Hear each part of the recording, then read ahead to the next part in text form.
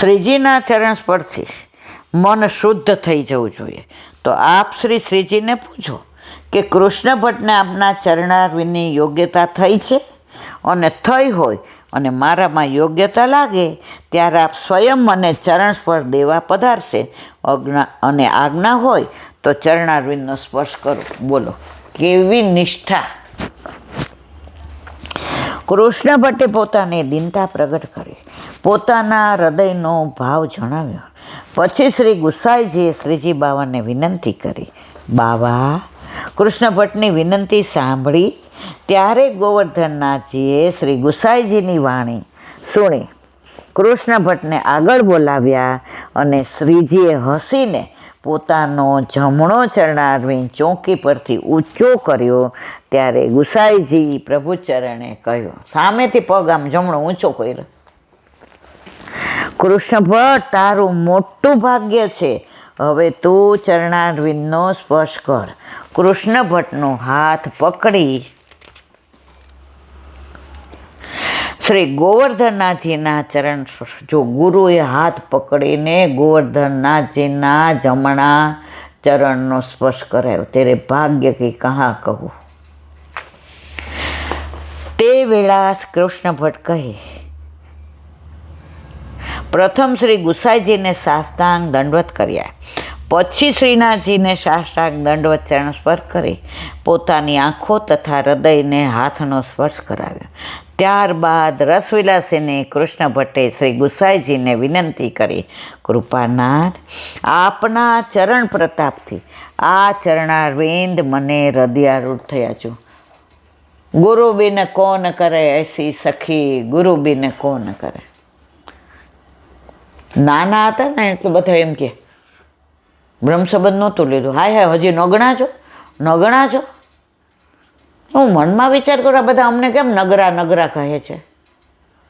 પછી બ્રહ્મ સંબંધ લીધું એટલે બધા ગુરુ કર્યા ને, ગુરુ કે લે આપણે ગુરુ ભાઈ, ગુરુ બેન. મેં કીધું આ કે બા કે આ શ્રી વલ્લભલાલજી મહારાજ છે ને એનું જેને બ્રહ્મ સંબંધ, અને તને એનું જ આપ્યું, એટલા માટે તમે ગુરુભાઈ ને ગુરુબેન થયા ને. મેં કીધું હા. તો આ જે ભાઈ બહેનનો પ્રેમ ને બેન બેનનો છે ને એ અલૌકિક છે. અહીંયા તો પતી ગયો, લીલામ ગયા એટલે લે બેન, હવે કોઈ દી આપણે તો મળવાનું નથી. અને છતાંય બધામાં રહીચા પૈચા તો એવા રહીને કે આ બધાને મૂકીને ક્યારેય જવાનું જ નથી. આ બધાને મૂકીને ક્યારે જવાનું નહીં ઠાકોરજીને ખબર છે, આપણને નથી. એટલે ચિત્તમાં સદા કૃષ્ણને ચિત્ત ચોરને રાખો ને. પ્રભુ માખણ ચોરી કરવા આવતા જ નહોતા, ચિત્ત ચોરી કરવા આવતા હતા.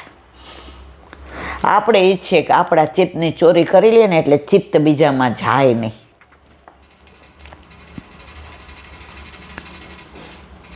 કૃષ્ણ ભટ્ટનો શુદ્ધ ભાવ જાણી શ્રીનાથજી સન્મુખ ગુસાઈજીએ આશીર્વાદ આપે, તથાસ્તુ તેમ થાવો. કૃષ્ણ ભટ્ટે શ્રીનાથજીના ચરણ સ્પર્શ શ્રી ગુસાઈજીના સાનિધ્યમાં કર્યા. તે દિવસ પછી રસવિલાસીની કૃષ્ણ ભટ્ટે શ્રીજી બાવાના ચરણ સ્પર્શ કર્યા. એકવાર કર્યા ને સમજી ગયા કે હા, ગુરુ હાથ પકડીને કરાવે. એટલે આપણે લોકો સાઉથમાં ગયા હતા, રંગનાથ કે કોઈ, તો ત્યાં બીજાય ઘણા આવ્યા હતા વૈષ્ણવ. તો એક બેન હતા ને એને પગની તકલીફ, તો એમનાથી અંદરનું જવાયું ચારેજી ભરવા. એટલે મારે તકલીફ એટલે હું નહોતી ગઈ. ને અમે બધા બહાર કીર્તન ગાતા હતા. પહેલાં મારાથી પગને પણ નીચે બેસાતું હતું, એટલે ઓલા બેનની આંખમાં પાણી આવી ગયા કે આ પગે સારું હોત ને સાડી પહેરાતી હોત, એનો પગ આમ વળી ગયો હતો. એટલે ડૉક્ટરે કીધું કે આમાં કશું થઈ હતી, બિચારી નાની જ. હવે ગુરુદેવે જોયું ક્યાંય આમનો મેળ પડતો. ગુરુદેવને એવો આવેશ આવ્યો કે અમારી હાજરીમાં વલ્લભના ચરણ સ્પર્શ કરી અને બેનને આમ કરાવ્યા. અમે બધા આમ કીર્તન કરતાં કરતાં છક્ક થઈ ગયા. એ જીવનો કેવો અધિકાર!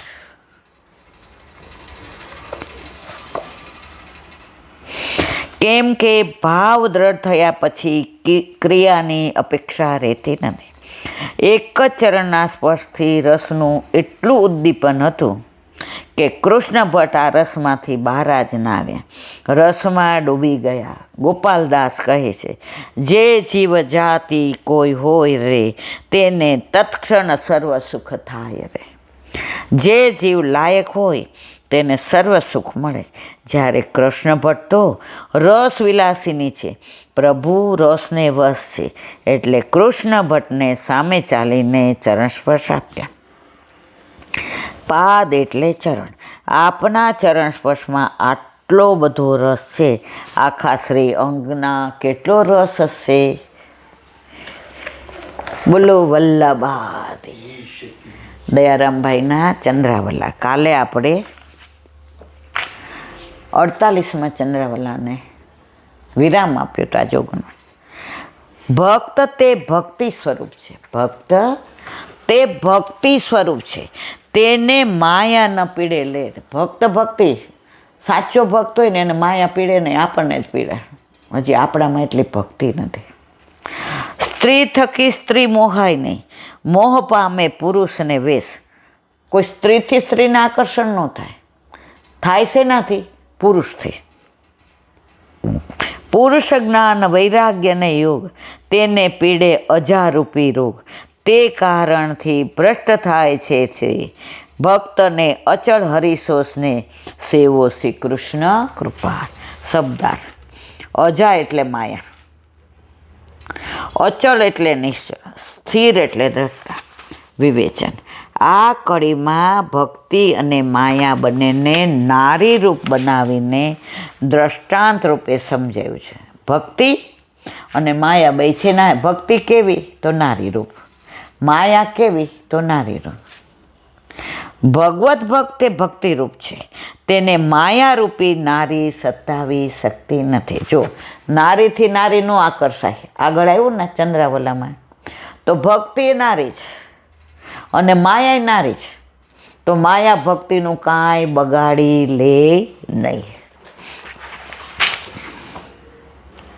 જ્ઞાન અને વૈરાગ્ય તથા યોગ, આ બધા નર જાતિ અભિમાની હોવાથી માયારૂપી દાસી તેને સતાવે.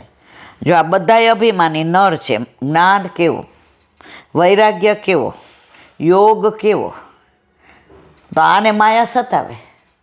યોગ ભ્રષ્ટ નહીં કે બિચારો કોકો યોગ ભ્રષ્ટ આત્મા છે. જ્ઞાનમાંય ઘણાને અભિમાન આવી જાય તો પતન થાય. વૈરાગ્યમાંય ઘણી વાર ઘરે પાછા આવી જાય. હરિભક્ત રૂપી સુંદરી છે, રૂપ સુંદરી માયા દાસે બે ઉપજાવી. વલ્ભાખ્યાનમાં આવે છે. માયા તો તેની દાસી બનીને દૂર રહી રખવાડી કરે છે. ભક્ત કદી માયામાં લોભાયમાન થતો નથી. પુરુષોત્તમદાસ શેઠને એક વિરત જાતા હતા યાત્રા કરવા સાઉથમાં. તો ઠાકોરજીને કહી થયું કે જોઉં તો ખરો કોણ કોણ કિતને પાણી મેં કિસકી હે પહેચાન. બ્રાહ્મણનો રૂપ લઈને એક મણી લઈને આવ્યા. એટલે વિરકને કે રે તારું દાદર ફીટી જશે, આ મણી તારો બેડો પાર કરી જે જોઈ મળે. આ મણી છે ને એ કામધેનુ છે, કલ્પવૃક્ષ છે અને ચિંતામણી. ઓલો કે ઉભા રહ્યો મારે રોજ એ કે પાસેર લોટ જોઈએ. એટલે માણે મળીને જો ને અમારે આમનો બહુ વહીવટ મોટો, કુટુંબ એ મોટું, એને આપો. શેઠને કીધું, એ કે આ મણી લ્યો, આવું બધું જે આને કીધું એ સમજાયું.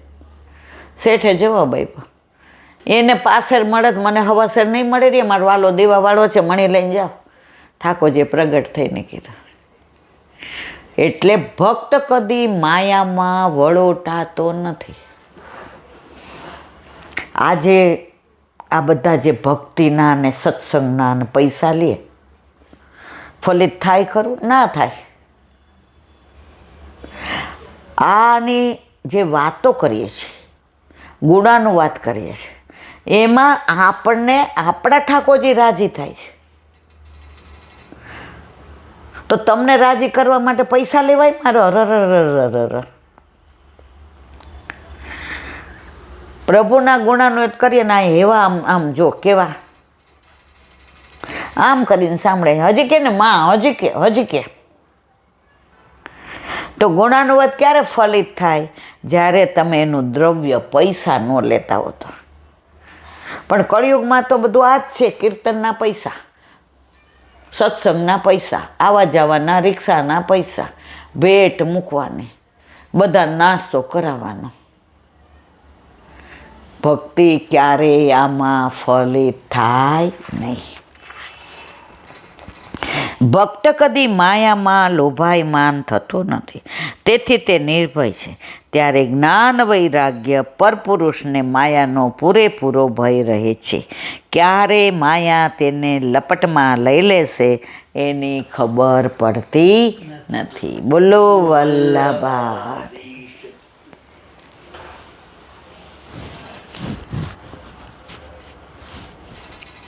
શ્રી વલ્લભાધીશ. સુબોધીજીનું પાન વલ્લભ કરાવે તો થાય, અને સ્પર્શ કરો આપણા બસની વાત નથી. સત્વાધિક ગુણોનો એવો સ્વભાવ છે કે એકબીજાનું ઉપમર્દન કરી દબાવીને પોતાનું કાર્ય કરે છે. તે પ્રમાણે સત્વગુણનું ઉપમર્દન કરીને તમોગુણ પ્રલય કરી શકે છે. એમ કહો તો વૈનાશિક પ્રક્રિયાનો સ્વીકાર થતો નથી. માટે જ સમયમાં પ્રલય થયો છે તેની બીજી જ ક્ષણે રજોગુણથી ઉત્પત્તિ થવી જોઈએ, કારણ કે સ્વભાવ ગયો નથી. તેથી રજોગુણનો સ્વભાવ ઉત્પત્તિ કરવાનો, તે તમોગુણનું ઉપમર્દન કરતો નથી. તેમજ તેવું બીજું કોઈ કારણ નથી. એટલે અમુક સમય સુધીમાં પ્રલય કરે એવા નિયમમાં ભંગ થવાથી સ્વભાવવાદની કોઈ સંગતિ જ બેસતી નથી. કારણ કે ગુણોના સ્વભાવથી જ ઉત્પત્તિ, સ્થિતિ અને લય થાય છે. એમ માનો તો પછી ઈશ્વરની તો કોઈ જરૂર નથી રહેતી. સત્વરજને તમાસ ભગવાનને, ઠાકોરજીને કાંઈ લાગુ પડતા નથી. એનાથી કાંઈ ઈશ્વરને ફેર પડતો નથી. એમ ઈશ્વરનું પ્રયોજન ન રહે તો યતો વા ઈમાને, જેનાથી આ પ્રાણીઓ ઉત્પન્ન થાય છે, ઇત્યાદિ શ્રુતિઓમાં ઈશ્વરથી જ ઉત્પત્તિ, સ્થિતિ અને લય થાય એમ જે કહ્યું છે તેનો વિરોધ થાય.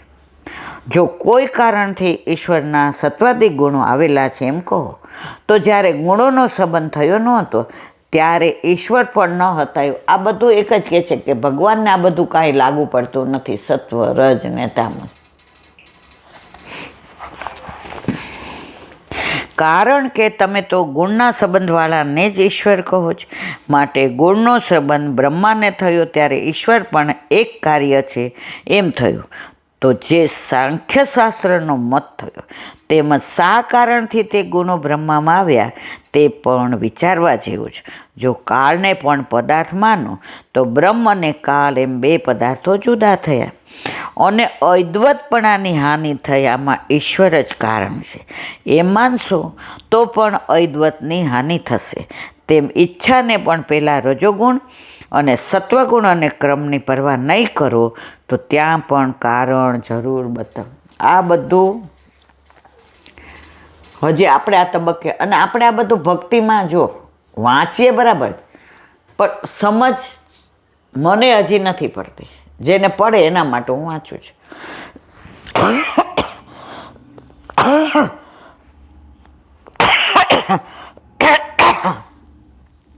જો ગુણોના સ્વભાવની વાત કરશો તો પાછો સ્વભાવવાદ થશે. એટલે ઉપર બતાવ્યા પ્રમાણે તેનો દોષ ઊભો રહેશે. તેમ તે સત્વાદિક ગુણો કાંઈ પણ વસ્તુ નથી એમ તમે સ્વીકારો છો. તેથી તે સત્વાદિકથી કંઈ પણ કાર્ય થઈ શકે નહીં, એટલે શૂન્યવાદ આવશે. માટે ગુણાના સામર્થ્યનો વિચાર કરીએ છીએ ત્યાં ભગવાનમાં તેના સંબંધની કલ્પના કરવી અસંગત છે. ત્યાં વાદી શંકા કરે છે કે ભેદભાવ માનીને તેમજ સત્વાદિક ગુણોનું ચેતનપણું છે તેને પણ સ્વીકારીને અને તેનો સંબંધ પણ નિત્ય છે એમ સ્વીકારીને સ્વાતંત્ર્ય વગેરે જે ઉપર ગુણના ધર્મો કર્યા તે તો ભગવાનમાં નિત્ય છે. એમ અમે સ્વીકારીએ છીએ. જો તમે એમ કહો છો કે સિદ્ધાંતિ કહે છે કે જેટલા અર્થ અમે બ્રહ્માંડ નિરૂપણ કરેલા તેટલા અર્થ ગુણોમાં અથવા માયામાં માનનાર તમે માયત્વાસુરા અસુરો માયાને બ્રહ્મ માને છે એમ મંડળ બ્રાહ્મણમાં કહેલું છે તે શ્રુતિમાં કહેલા અસુર પક્ષથી જુદા પડતા નથી. એટલે હવે આ વિષયમાં વધારે વિચાર કરવાની જરૂર નથી. આ મુજબ પ્રસંગોપાત શાસ્ત્રનું નિરૂપણ કર્યું છે. હવે શ્લોકની વ્યાખ્યા કરે છે. બોલો વલ્લભાધીશ કી જય. ભાગવત અને મારા ગુરુદેવ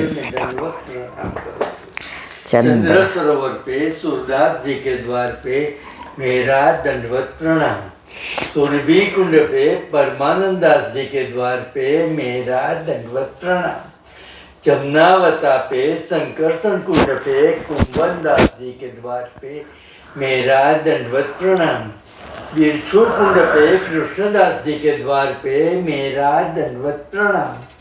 कदम खंडी पे गोविंद स्वामी के द्वार पे मेरा दंडवत प्रणाम. अप्सरा कुंड पे चित्त स्वामी के द्वार पे मेरा दंडवत प्रणाम. मानसी गंगा पे नंददास जी के द्वार पे मेरा दंडवत प्रणाम. रुद्र कुंड पे चतुर्बुद्ध दास जी के द्वार पे मेरा दंडवत प्रणाम. વ્રજ વિલાસ વ્રજની ગોપિકાઓને મારા દંડવત પ્રણામ. હે વલ્લભ, સવારથી અત્યાર સુધી સેવા સ્મરણ સત્સંગ જે પણ તે કરાવ્યું તે તારા ચરણારવિંદમાં સમર્પણ કરું છું. ભૂલ અપરાધ થઈ હોય તો ક્ષમા કરશો. આ પ્રભાદેશ કી જય. દ્રઢઈના ચરણ કેરો ભરોસો દ્રઢઈના ચરણ કેરો. શ્રી વલ્લભનક ચંદ્ર છટાવીન સબ જુગ માય અંધેરો ભરોસો દ્રઢઈના ચરણ केरो. साधन और नहीं आ कली में चासो होय निवेरो. सूर का कहे द्विविध आंधरो बिना मोल को चेरो भरोસો દ્રઢઈના ચરણ દ્રઢઈના ચરણ દ્રઢઈના ચરણ કેરો. શ્રી વલ્લભેશ કી. આજનો આ સત્સંગ મારા વલ્લભના ચરણારવિંદમાં સમર્પણ કરું છું. ભૂલ અપરાધ થયો હોય તો ક્ષમા કરશો. આ મારા વલ્લભની વાણી અને ભૂલો એ મારી. બોલો વલ્લભાધીશ. એક ખાસ વાત, કાલે વૈષ્ણવ જે મળવા આવવાના હતા એનો ફોન નંબર નથી મારી પાસે, તો હું આ યુટ્યુબના માધ્યમથી કહું છું કે કાલે મારે મણિનગર ગોકુળનાથજીના મંદિરમાં 5 થી 6:30 સત્સંગ છે, એટલે ત્યાં જવાની છું. તો મારા વાલા, તમે ધક્કો ન ખાતા અને ઘરે પરમ દિવસે આવજો. સોમવારે હું ઘરે છું. બોલો વલ્લભાધીશ. બધાય વૈષ્ણવને જા કરીને જય શ્રી કૃષ્ણ.